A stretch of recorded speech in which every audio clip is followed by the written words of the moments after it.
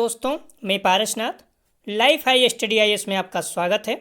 दोस्तों, आज हम लोग सीटेट 2021 जिसका पेपर 3 जनवरी 2022 को संपन्न हुआ था, प्राइमरी लेवल का CDP अर्थात बाल विकास एवं शिक्षा शास्त्र के प्रीवियस ईयर के क्वेश्चन पेपर को हल करेंगे। सीटेट एग्जाम में ज़्यादातर प्रश्न प्रीवियस ईयर से ही पूछे जाते हैं। कुछ प्रश्न हैं जो पूर्व में आए हुए प्रश्नों के टॉपिक से ही घुमाकर पूछ लिए जाते हैं। तो इसलिए यदि आप लोग सीटेट की एग्जाम देने जा रहे हैं तो प्रीवियस ईयर के प्रश्नों को जरूर हल करके जाएं।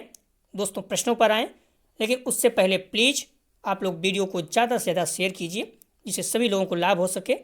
यदि आप लोग चैनल को सब्सक्राइब नहीं किए हैं तो प्लीज़ चैनल को सब्सक्राइब कीजिए तथा वीडियो को लाइक और शेयर जरूर कीजिए, इससे मोटिवेशन मिलता है। आइए देखते हैं प्रश्नों को। पहला प्रश्न है, समकालीन विचारधाराओं के अनुसार बाल विकास की प्रक्रिया ए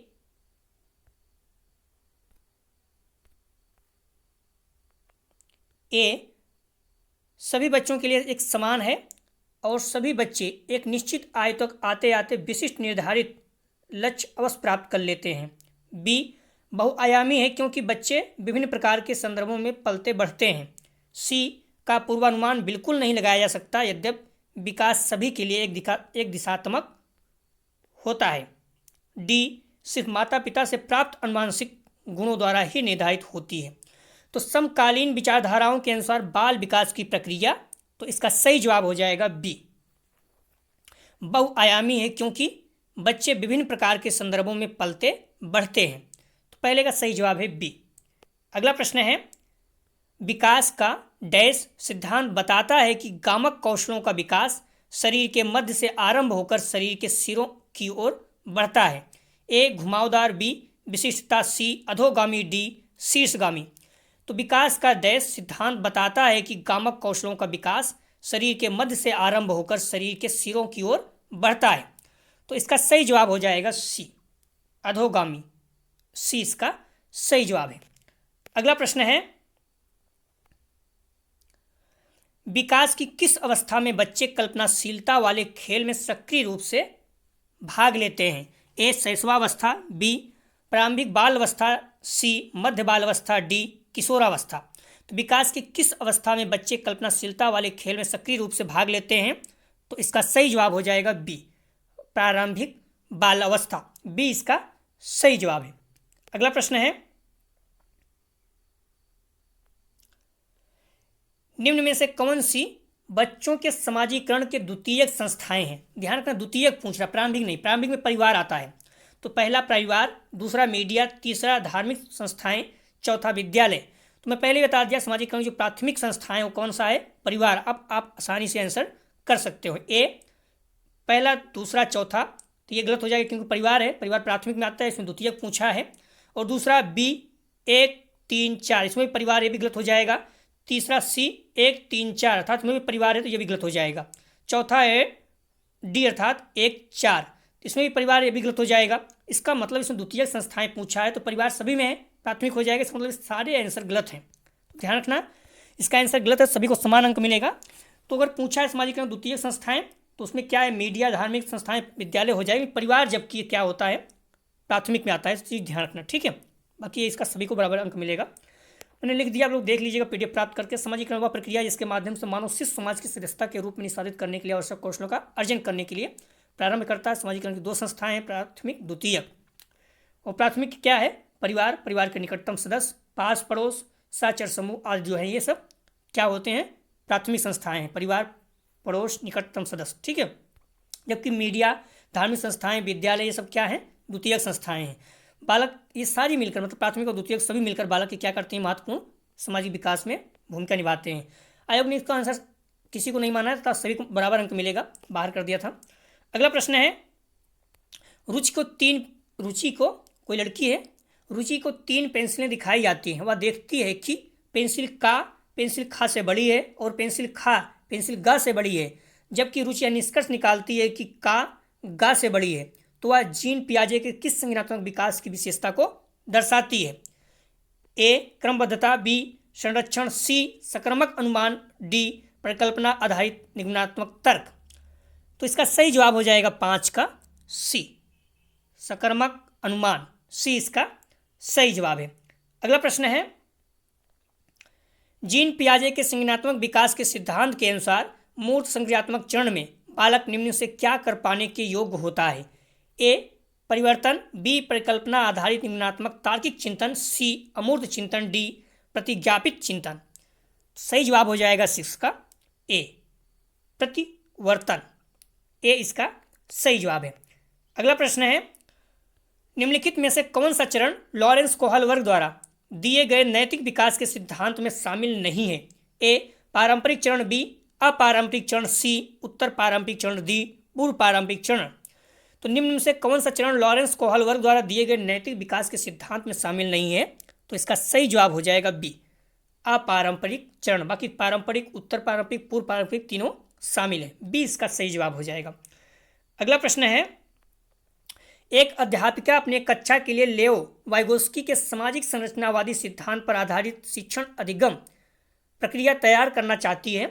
उसे निम्न में से किसके प्रयोग से बचना चाहिए? ए सामाजिक संदर्भों पर आधारित शिक्षण अधिगम की कल्पना करना, बी विद्यार्थियों के अधिगम प्रयासों को गहन अवलोकन करना, सी अधिगम के आकलन के लिए मानकीकृत परीक्षाओं का इस्तेमाल करना, डी आवश्यकता के अनुसार पाठ का प्रयोग। तो इसका सही जवाब हो जाएगा 8 का सी अधिगम के आकलन के लिए मानकीकृत परीक्षाओं का इस्तेमाल करना। सी इसका सही जवाब है। अगला प्रश्न है, लेओ वाइगोस्की ने अपनी सामाजिक संरचनावाद सिद्धांत में निम्न में से किसे विद्यार्थियों में अधिगम को सुसाध्य करने हेतु उपयुक्त बताया है? ए सहकर्मी सहयोगिता, बी सांस्कृतिक उपकरणों का हस्तक्षेप, सी रटकर याद करने पर बल, डी गैर संदर्भित पाठ्यक्रम।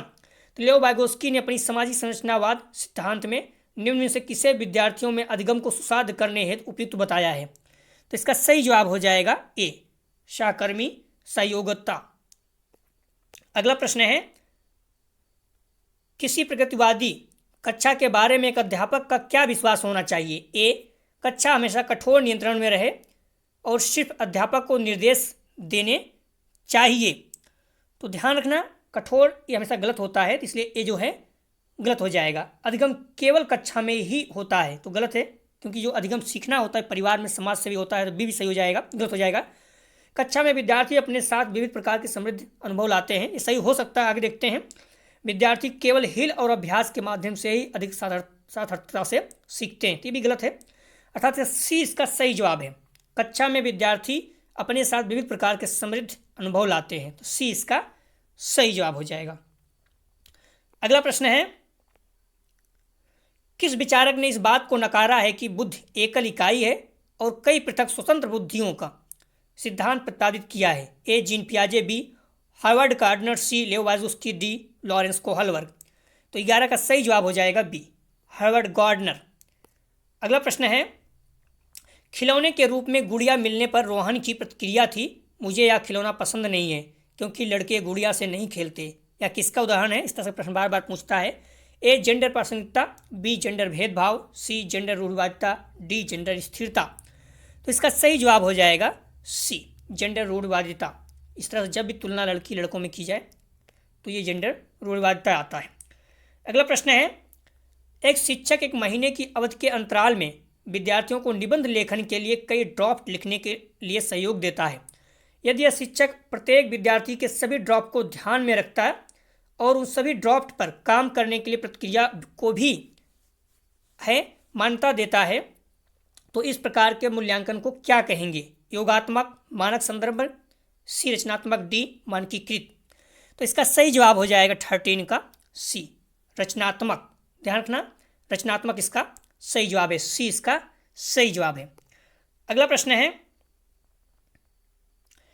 एक बहुभाषी कक्षा में शिक्षक को ए वार्तालाप के लिए मातृभाषा के उपयोग को निरुत्साहित करना चाहिए, बी ज़्यादातर विद्यार्थियों द्वारा बोली जा रही प्रमुख भाषा को ही स्वीकार करना चाहिए, सी भाषाओं की विविधता के बारे में जागरूकता लानी चाहिए और विद्यार्थियों को पसंद अनुसार भाषा के इस्तेमाल की अनुमति देनी चाहिए, डी एक लक्ष्यांश भाषा जैसे कि अंग्रेजी को छोड़कर अन्य भाषाओं के उपयोग की उपेक्षा करनी चाहिए। तो इसका सही जवाब हो जाएगा सी, सी इसका सही जवाब है। भाषाओं की विविधता के बारे में जागरूकता लानी चाहिए और विद्यार्थियों को पसंद अनुसार भाषा के इस्तेमाल की अनुमति देनी चाहिए, सी इसका सही जवाब है।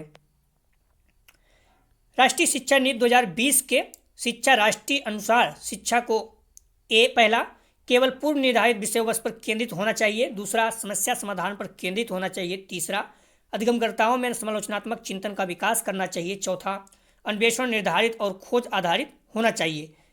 ए 1 3 4 बी 1 2 3 1 2 यहाँ पर 3 रहेगा, सी 1 2 4 डी 1 2 3 4 अर्थात सभी।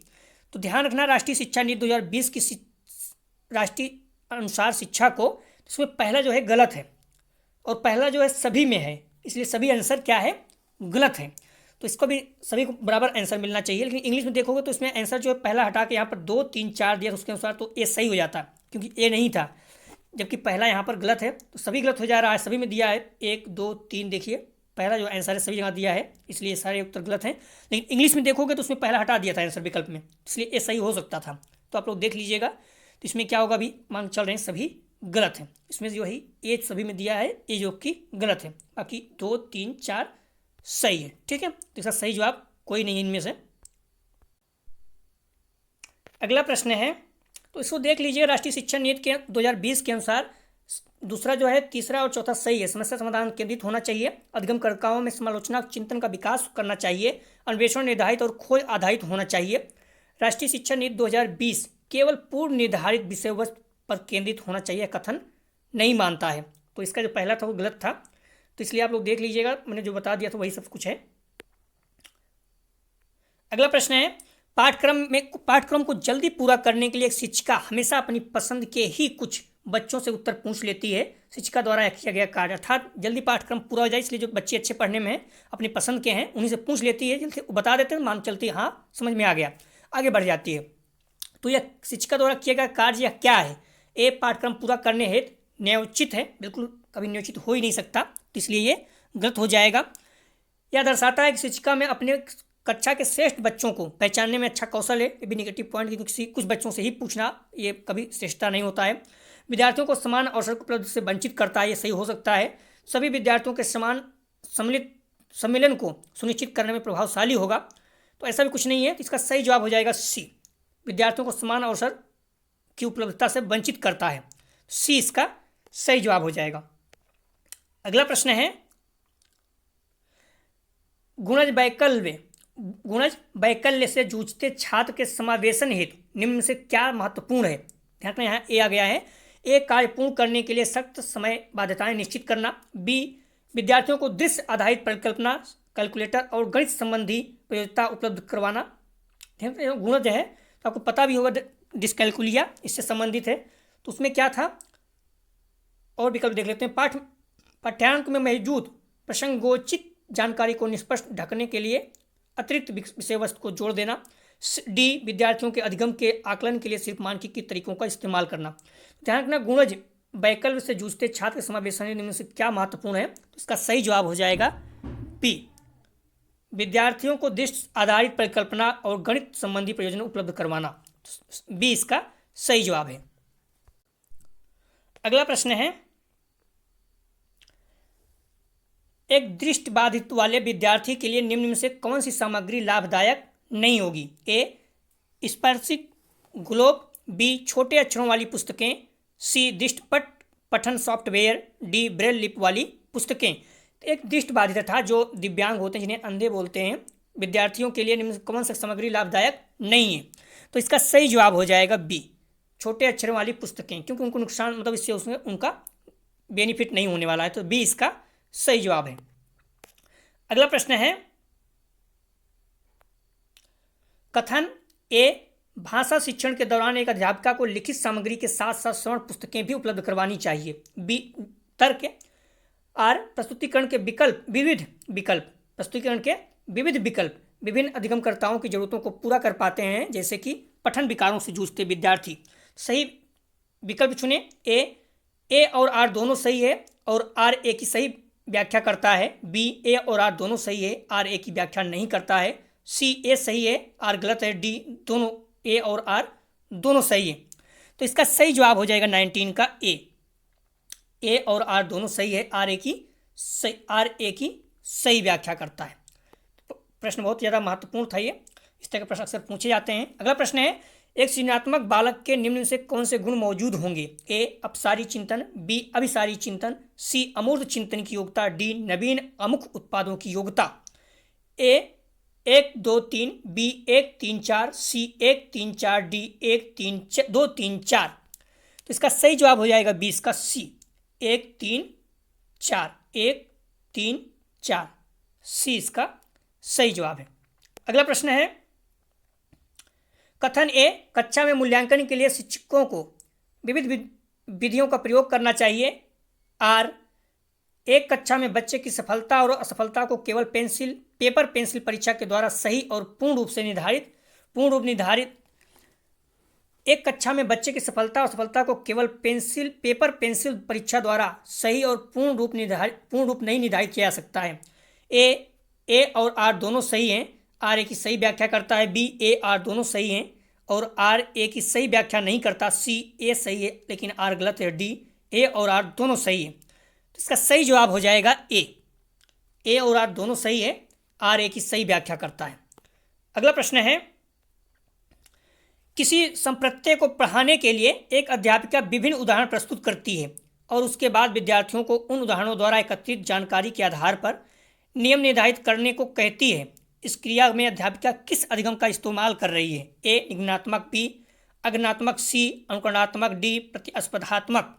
तो इसका सही जवाब हो जाएगा 22 का बी अग्नात्मक, बी इसका सही जवाब है। अगला प्रश्न है, कक्षा नियमन में विद्यार्थियों की सहकारिता हेतु एक अध्यापक को क्या करना चाहिए? ए स्वयं ही कठोर और अटल नियमों का निर्धारण, बी विद्यार्थियों के दुर्व्यवहार के बारे में अभिभावकों से बार बार शिकायत, सी मानदंडों का पालन न करने पर विद्यार्थियों की भर्त्सना, डी मानदंडों और नियमों को स्थापित करते समय विद्यार्थियों की सहभागिता। तो इसका सही जवाब हो जाएगा 23 का डी मानदंडों और नियमों को स्थापित करते समय विद्यार्थियों की सहभागिता, डी इसका सही जवाब है। अगला प्रश्न है, वह विकल्प चुनिए जो उन संदर्भों का सही चुनाव करता है जिनमें बच्चों के लिए अधिगम हो पाता है। ए खेलकूद, पहला खेलकूद, दूसरा घर, तीसरा कक्षा कक्ष। ए 1 3, बी 2 3, सी 1 2 3, डी 3। तो इसका सही जवाब हो जाएगा 24 का सी 1 2 3, अर्थात पहला दूसरा तीसरा तीनों जो हैं बच्चों के अधिगम हो पाता है, चाहे खेलकूद हो, घर हो, कक्षा कक्ष, कहीं भी, तीनों इसका सही जवाब है। सी इसका सही जवाब है।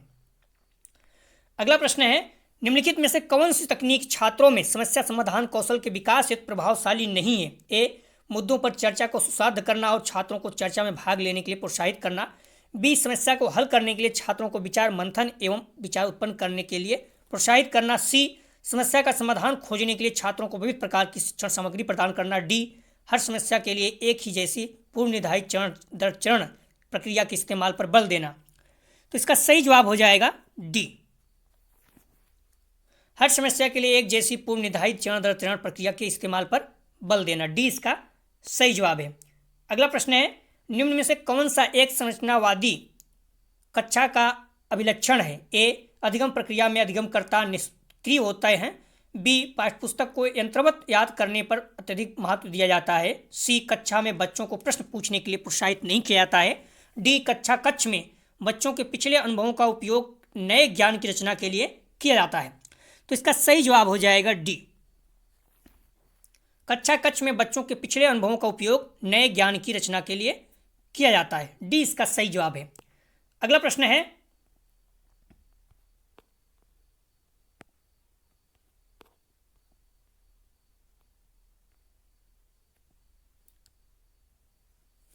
निम्न में से कौन सी विचारधारा बच्चों के अधिगम को अवरोधक है?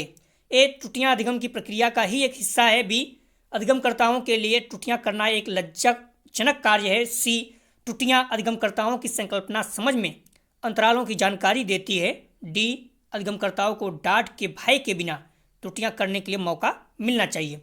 तो निम्न में से कौन सी विचारधारा बच्चों के अधिगम में अवरोधक है? तो इसका सही जवाब हो जाएगा 27 का बी अधिगमकर्ताओं के लिए त्रुटियां करना एक लज्जाजनक कार्य है, बी इसका सही जवाब है।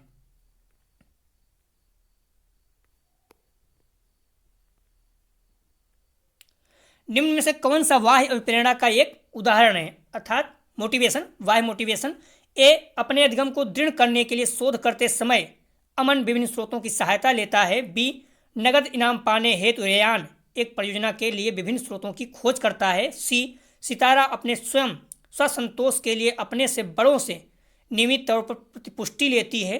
डी, अपनी व्यक्तिगत अभिरुचि एवं अपनी क्षमताओं को बढ़ाने के लिए कुलमीत क्रियाकलाप का नियमित रूप से अभ्यास करता है।